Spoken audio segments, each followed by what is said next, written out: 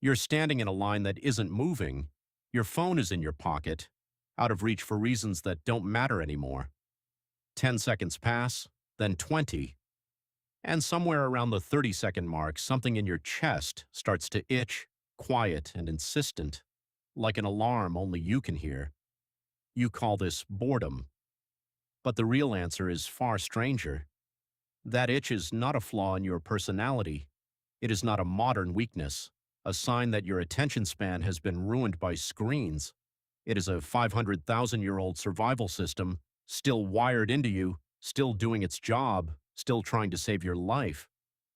Think about that for a second. What if the most annoying feeling you have all day is also one of the oldest tools your brain has ever built? Boredom feels small. It feels like nothing, an absence, a gap where interest should be.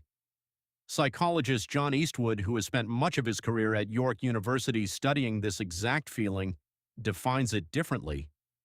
He calls boredom the unpleasant experience of wanting to be engaged in something satisfying and being unable to find it. Notice what that definition contains. It isn't about having nothing to do. It's about wanting urgently and coming up empty. Go back further than your last boring afternoon.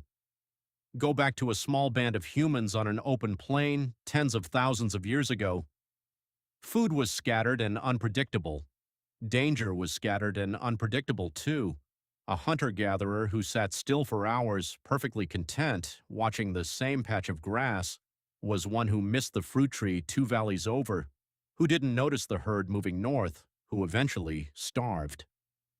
So, evolution needed a nudge, not a command, but a feeling uncomfortable enough that you'd do almost anything to make it stop. That feeling is boredom. Its job is to push you out of sameness and into search.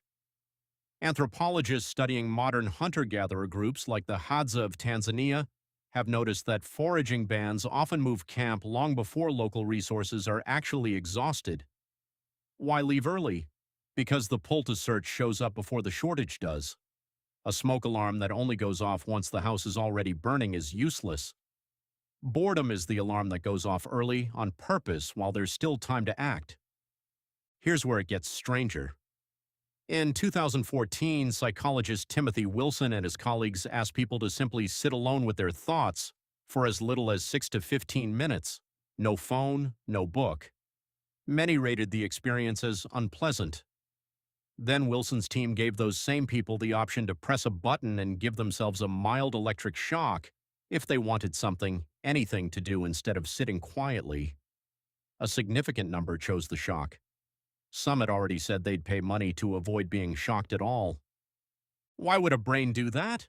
Why would you ever choose discomfort over nothing? Because to your ancestral brain, nothing was never actually safe. An idle mind looks like a mind that stopped scanning for threats, stopped scanning for food. Stillness reads as danger, not peace. Boredom is loud enough to make a jolt of electricity feel like relief. Now here's the twist. Boredom isn't the opposite of thinking. It's one of the most powerful triggers for creative thought your brain has. British psychologist Sandi Mann ran experiments where she deliberately bored her participants first, having them copy numbers out of a phone book before giving them a creative task. The bored group consistently generated more original ideas than the group that skipped the boring task. A wandering mind doesn't go blank. It goes looking, testing scenarios, connecting things that weren't connected a moment ago. This is the same restlessness that once sent a hunter-gatherer over the next hill. It hasn't changed. Only the hills have.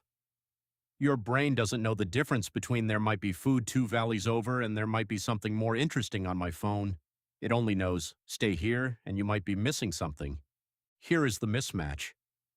In the environment your brain was built for, the drive to search almost always led somewhere useful. New land, new information about a threat. In the environment you live in now, that drive gets absorbed instantly, endlessly by a feed that refreshes forever.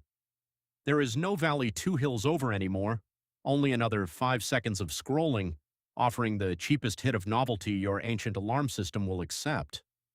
This is not an accident. The engineers who built the infinite scroll understood exactly what you've just learned.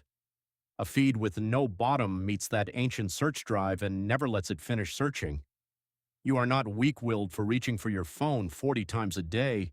You are exactly as responsive as a 500,000-year-old alarm system is supposed to be, inside an environment built to trigger it endlessly and never let it rest.